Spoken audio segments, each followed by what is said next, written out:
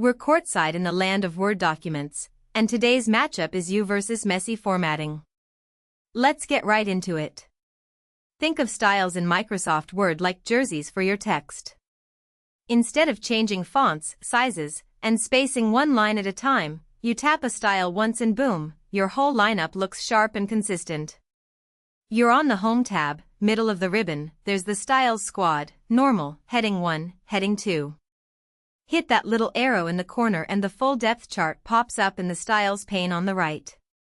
Now you drive to the hoop, highlight a title, slam Heading 1 on it. Subhead?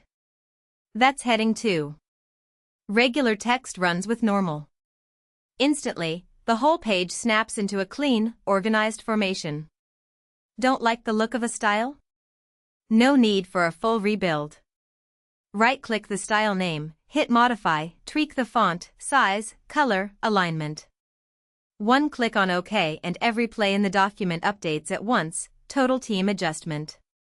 Feeling creative?